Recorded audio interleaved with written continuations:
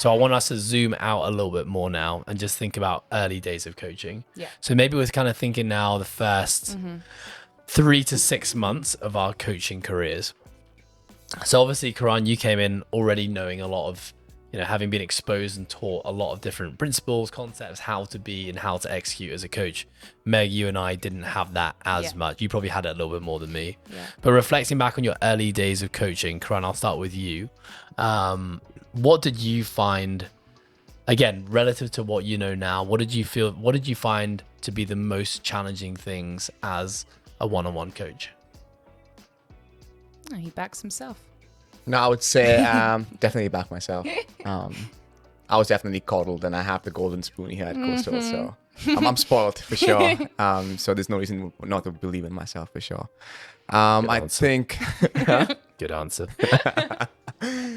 No, I actually mean it. When I go to other gyms back home, I'm like, oh my god, I miss Coastal. But yeah, I think for me, it was one of the challenges I faced was keeping in mind the unique priorities or the client's goals, and not trying to find a fine line between too much variance and sticking with the same thing for every client. And we learned that in the course, right? Making sure we have that structure. So that was, I think, looking back, I was also trying to have too much variance to some clients because I felt like, oh, they might get bored of the same thing week after week. But I knew that that's how you make progress, and you just need to trust the process and progressively overload that movement. But on other instances, I found myself sometimes, choosing the same movements or similar movements for multiple clients when there could have been better options. And then that's when, we have PD on a weekly basis, and that's when we had our mentorship with you all, Liam, and you ask us, okay, how can we help you? And we ask Liam, okay, I think we are quite limited in terms of, okay, we're running out of exercises now. Could you teach us how to, work the same muscle in the same position, but just variance in the movements? How can we progress this movement across a year of like 3-4 training blocks? And it could be like just small changes, right? So I think, finding a fine line, a balance between having too much variance and also making sure you're not just being repetitive with your exercise selection. So yeah. I think that's something that I fell into that trap as well. Same. I think, Meg, you're nodding because you did as well. Yeah. But the idea that doing the same thing every week, which is what we get taught in, from a progressive overload standpoint, right? Which is that we pick a movement and we try to make it more challenging over a 2 to 8 week period. And that's how we create adaptations in that movement. What is a story that you were telling yourself when you were thinking, I need to change this? So what were you thinking that the client was thinking when they would see the same exercise in week 2 and week 3? I think, if I'm being completely honest, one of the clients was a once a week or twice a week kind of client. And the fact I was scared that I might lose the client if we're doing the same monotonous. Because why? Because we're doing the same movements. And what did you think, that they would feel bored? They would get bored. We're they talking would think about. You didn't know anything else. Also, felt like after the first couple of sessions, I felt like I could not add any more value to that movement exercise at the time. Not anymore. Which is why, I approached a few of the coaches here and asked them, okay, how can I, always cue something or have different cues? How can I always, it doesn't actually always have to be about talking about the movement of the exercise. So I felt at the time, if we have the same movement and we're progressing that, and I have spoken everything that I can about that movement in terms of cues, exercise, all the, I guess, what's the word I'm looking for? The analytical stuff of the movement. Okay, we're back in week 3 now. A run out of things to say. Yeah, what am I going to talk about? What am I going to say? So initially, my conversations or my 1 hour PT sessions were very revolved around talking about the movements, the exercises, the reps, what we're doing. But now it's evolved, it's changed. I think I've learned that a lot of the PT clients, a lot of clients actually do come here for the human connection and sharing that. And it's not so much about the analytical stuff. And once they understand that, you're progressively overloading and they're seeing results, week after week with what we're doing, as long as they're doing the right thing. And if there's something that goes wrong, you cue them that, you talk about that, why, you explain why, but then the other things you can talk about. Yeah, nice. So Yeah, I can fully agree. So I would find that you need to repeat something to get better at it. I knew that. But I wanted to constantly change things up because I didn't want them to get bored. I didn't want them to think I didn't know anything more. And I kept wanting to teach them new things. So I would find myself going, okay, well, I know they need to do strict pull-ups this many times a week to get better at those strict pull-ups. But at the same time, I was like, oh man, I really hope they don't think that this is all I know. And it definitely kept coming back to like, I have nothing else to really cue them on. I have nothing else to really say, even though they're not moving perfectly, even though we're still working in the right direction. I just felt like I didn't want them to think that I was, didn't know anything more.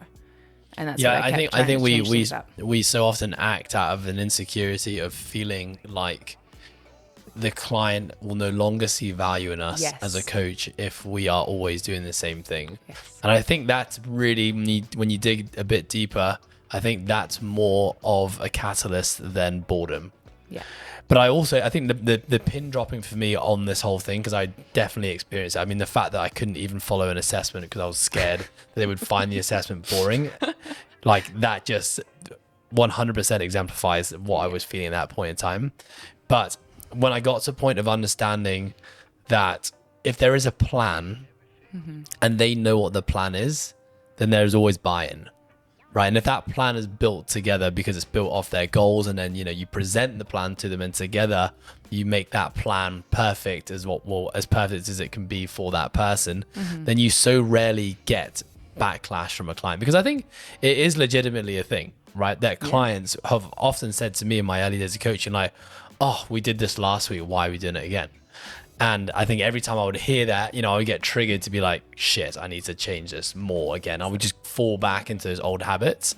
But I now know, I was not soon realized, at some point I realized that it's like, well, if I can bring them in to this process and share why, doing the same thing is going to lead to them achieving their goals, like you did in your very first session where you mapped out the whole plan for him, then you're rarely going to get that backlash. And I think that's probably, would you guys agree, that's probably where a lot of coaches probably drop the ball on, right? They have these elaborate plans in their head which make a lot of sense, but the client is not aware of what that plan is and how it's going to get them from A to B, and therefore they question the process, they question whether something should be better or different.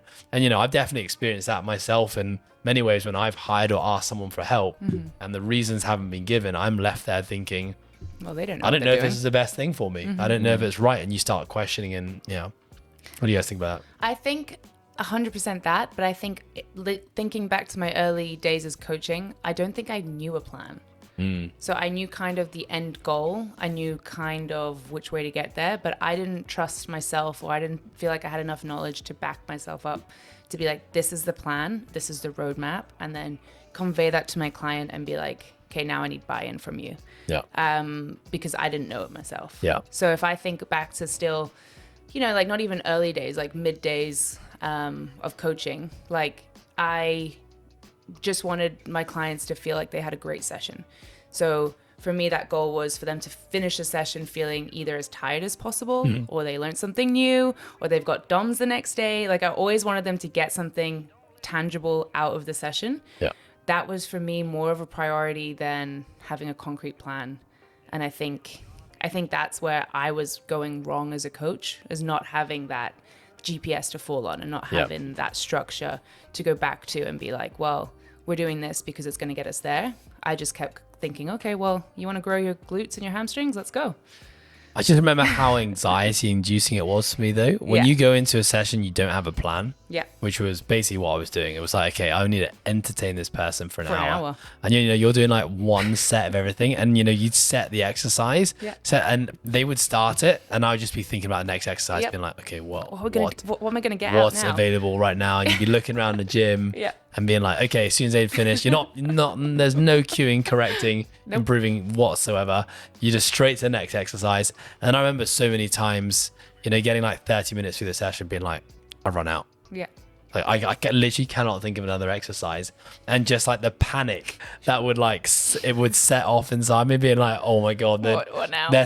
They're having to sit there for 10 seconds and not doing something. Like they're 100% gonna fire me. Yeah. Like, yeah. Imposter syndrome to the max. So I agree. It's like not having that plan there I think was I the had crippling part. plans for that session. So I always had I would sit there on my notes and build together a plan. But that plan wasn't part of a bigger plan. Right. So I never had I knew kind of their goals. I knew kind of the direction we're going in. I knew about progressive overload and that I had to improve and I had to ramp up. But I would probably ramp them up way too quick. Yeah. I would want every exercise to change every week so it felt fresh and exciting.